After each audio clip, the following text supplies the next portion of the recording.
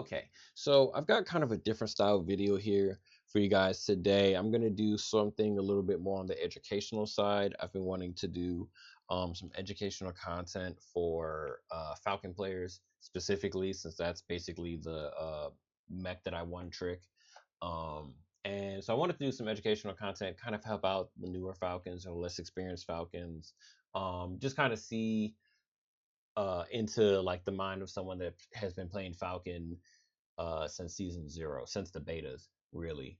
And so this is going to be sort of like a VOD review. So let me know down below in the comments if you like this kind of format, if you have suggestions about ways to improve it, if you have criticisms about things you don't want to see in this, and just sort of where you're sitting with this kind of style video. So let's get into it. I did pick a shorter video so that this wasn't like the biggest commitment on my end for recording it or your end for watching it. This is sort of just to kind of feel things out and see if you do learn a little something in our brief time here. So let's check it out. So the first thing is everyone always looks at the compositions. I hope you're looking at the team compositions. I swear to God, if you fly at the enemy team and find out they have a Freyr the hard way, I'm gonna be pissed. So you look at your team compositions. Our team is Freyr, Falcon, Mickey, Nor, Naru, Sky Raider. When Freyr is one of the heaviest mechs on your team, you've got a very squishy team, and you need to play with that in mind. So we have Mickey as our heaviest mech. We've got Freyr, and then everyone else is a flyer or a sniper. So basically, we're not looking to get on the ground and capture keys while the enemy team is active. That's more the place of the other team, who has Triceratops, Serenith, Welkin, Lumi, Mickey, Hurricane. So we got decoys, and shields. So they're going to be, and actually, really, the Mickey has shields against like our Narukami and Sky Raider when you get down to it. So they're trying to get on the ground and just grind out a capture while we're trying to poke until we can finish someone off and create a advantage. Probably best case for us is if we can get 2 keys up at once and overload 1 key compared to the other team. And then the other thing I'm thinking about when I see these team compositions is, as a Falcon player, I'm thinking, wow, I don't really have any good targets. I have Sereneth, who this is basically who I have to play the game through. I can't really do too much else with that if I don't focus the Sereneth. The other targets I have is going to be Welkin as my second most important, and Lumine if I can get a chance to shoot Lumi. I doubt I'll get many opportunities because this Lumi is going to be behind Hurricane decoys and Triceratops. So really, all I'm doing here is just looking for Serenus. This is kind of like a personal thing, but I like to maximize my minimap.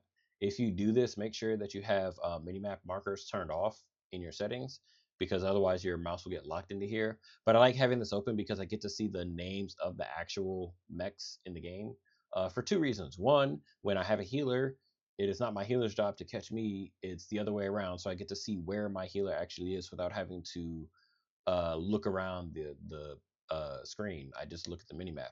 And then the other is when the alert goes off, when an enemy locks onto you, there are varying levels of threat from that. Hurricane is much less concerning to me for being locked onto me than a Freyr or a Panther. If Freyr or Panther are locked onto me, that is the most important thing happening in my entire life at that moment.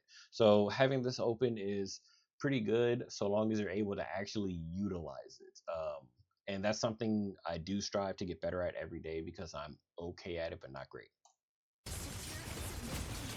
And again, you don't have to do that. It's just a thing I like to do. So we do a little trade. Notice how I land in cover. That's something that you always want to try and do as Falcon, especially with our energy nerf, our energy and evasion nerf. You want to always land in cover or very far away from the enemy. We see our Sereneth here. Freyr is already doing work on the Sereneth. Obviously, we're just going to help. Run radar. This terrain. I'm just going to say this. Y'all are not using your radar enough. Like, not by half. I don't even use it enough.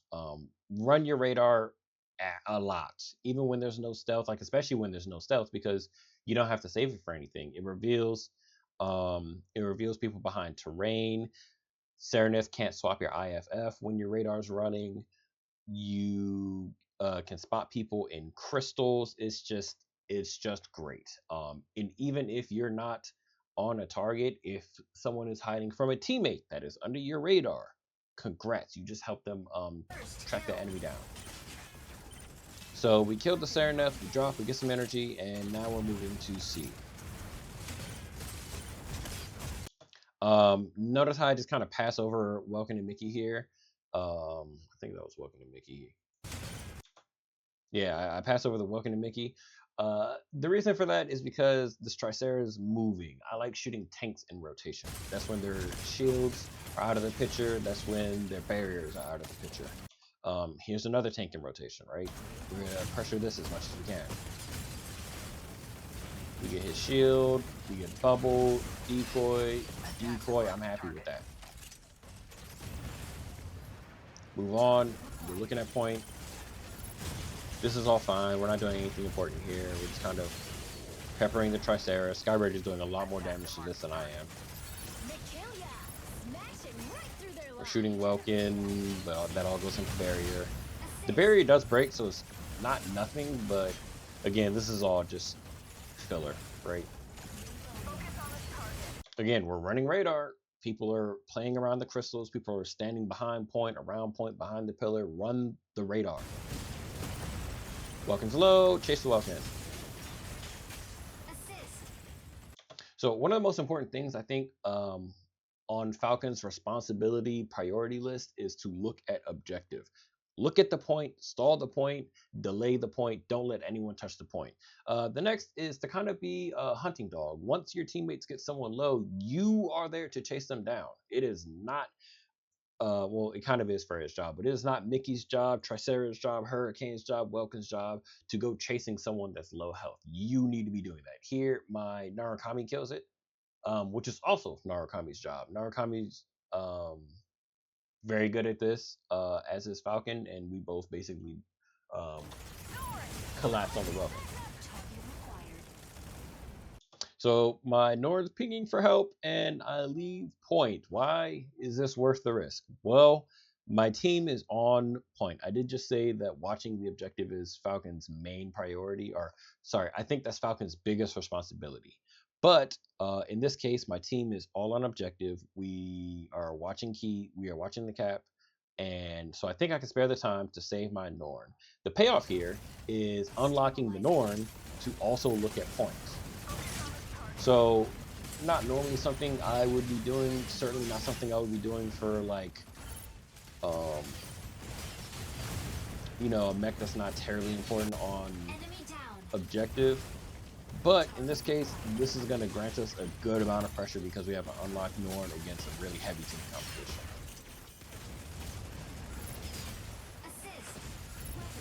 We're running radar again.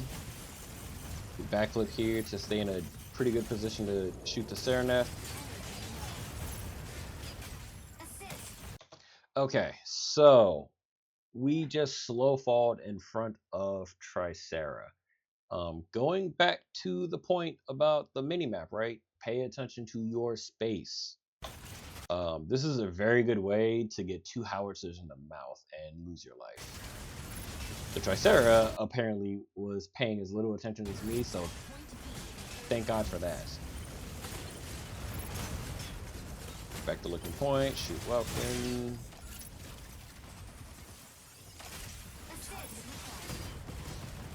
Like I said, I think Welkin's probably my second most important target, so I am doing some extra work here to stay on it. This is really good. You see the timer for the objective coming up. Just turn and go to the next one. You need to be moving first as Falcon. And again, I can move because my teammate is on the other objective.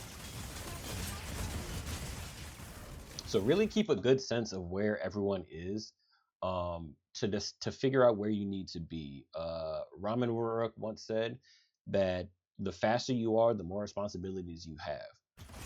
So pressure Sereneth, pressure Welkin, watch objective, rotate first, chase snipers, finish off kills. Like, you need to be doing all of these things. There is a decision-making tree to which one's most important, but you need to try and manage to juggle as many things as you can. So I'm thinking, we're kind of 1v2, 1v3 here because he got EMP'd by Norn. I figure I might as well try a sneaky cap. I thought I had it, didn't realize I'd gotten shot. Which is fine. It's a fairly low risk gambit. Mickey dies. The Tricera is against a flyer and 2 snipers. Sorry, Sky Raiders over here. 2 flyers and 2 snipers. We're pretty overloaded on B here.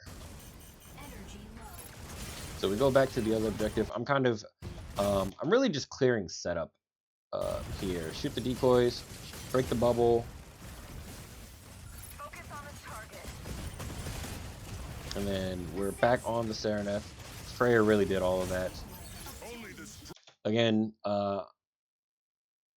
watch point, don't touch point. Falcon. So I kind of figure out after a second, why am I trying to grab this? My Mickey's already halfway through capping. I should be challenging whoever wants to walk up here. And the Hurricane's already low.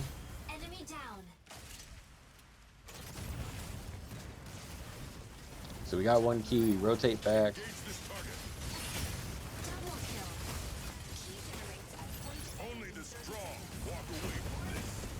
This is all fine. Again, the Welkins alone, they're mega staggered here. They just lost Sereneth, Hurricane, Freya kills Lumi, and we have double cap.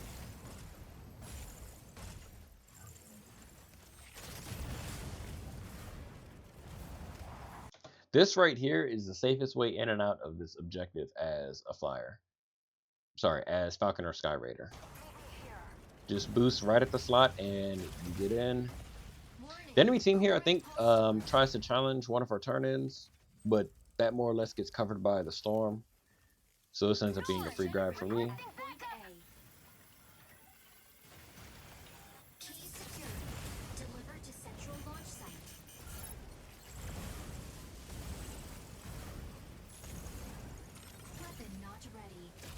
And yeah, this is a pretty safe turn-in. One thing I really don't like here is that I turned my radar back off. There's absolutely no reason to turn this radar off. If I leave my radar running, then my teammates can come heal for me here because it'll reveal the enemies for them when they get to the turning point. So that should have just stayed on. In fact, I didn't even get the cooldown back before the game ended. So there's literally no reason to turn it off. And yeah, that's pretty much the game. Like I said, I picked a short one, so it's fairly one-sided. It was not the most interesting, but hopefully you did learn something from the video, and hopefully you like this video format. Again, let me know in the comments. What do you think? How do you like it? Do you want more of this? Do you want longer videos, more interesting videos? Do you want some losses? If I put some games up here that I lost, especially like competitive losses, I think that's probably the most value you can get for learning.